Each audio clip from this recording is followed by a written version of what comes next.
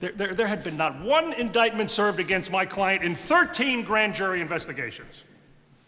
Your Honor, this is an example of a personal vendetta against my client, against his family by a frustrated Justice Department and the Attorney General, Robert Kennedy.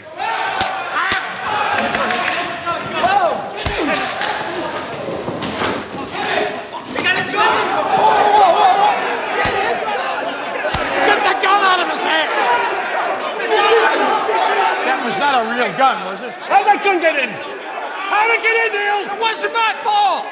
I don't know. Oh, my Chuck. Hey, that's my son. That's my kid. I raised this kid. You see him?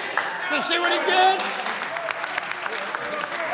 So now, Emma, when Marty and Bob De Niro tell you they've decided they want to make this movie instead of a movie that had a green light, The Winter of Frankie Machine, what were the biggest challenges you saw in executing their vision and the ones that maybe proved most fulfilling for what we're seeing on the screen?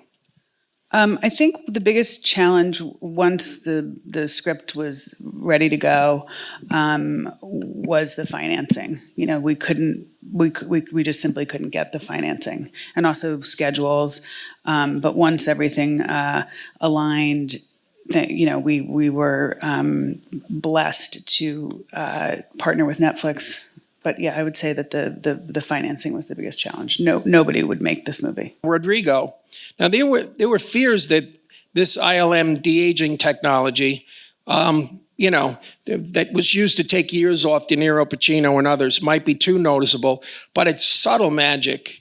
And I wonder, how helpful was this from a storytelling perspective, and also how cumbersome and how did you alter your usual methods to shoot all those scenes on location? Was it the same as shooting a film, a regular film? Well, it did require special camera rigs. The main thing for Scorsese and for the actors is they didn't want tracking marks or any of that sort of stuff. So it needed to feel to them just regular, and they need to look at the other characters. So Pablo Hellman from ILM devised this. We collaborated in devising the rig itself, which had 3 cameras, and that was just to get the volume information, and the central camera was the main one. So that required it to be digital because of they needed to be synchronized, the shutter of these 3 cameras. But the look of the movie was motion picture negative film. So one of the challenges was matching the colors of both and the feel of both, but also, for me, the whole thing, the movie is passage of time. That's a very important theme in the film, and so that required, for me, you know, creating different looks for the different eras. For example, this clip is it has this look-up table, we call it, of Ektachrome.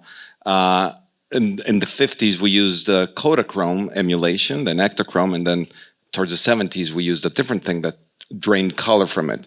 So it was all based on our collective memory of still photography, and that was sort of the basis of it. You know, I'm amateur still photography.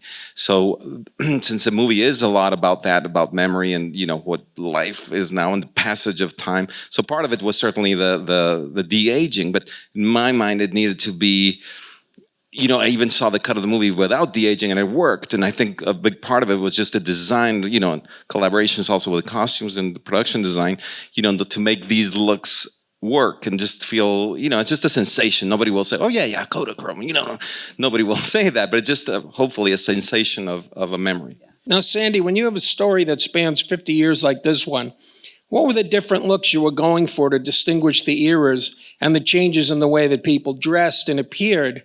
And was there a certain inspiration for creating that sense of fashion in the characters like De Niro's Frank Sheeran and Joe Pesci subtly played Russell Bufalino and Pacino's Hoffa? Obviously, it's a huge challenge spanning 5 decades, and also to sort of really sum up what the different looks are within those decades, because there's not one look for the 50s and one look for the 60s and one look for the 70s. The beginning of the 50s is different from the end of the 50s. The beginning of the 50s looks like the 40s. The end of the 50s looks like the 60s. And so the difficult thing was like where the transitional points happen. And they're in a way, it's quite subtle. In a way, you can look at the one of our scenes from the 50s and you think, is that the 50s or the 60s? Because some people are looking towards the 60s. you get some older guys wearing clothes that are from the early 50s or the 40s. And then when we get to the 60s, there'll be some people in 50s things.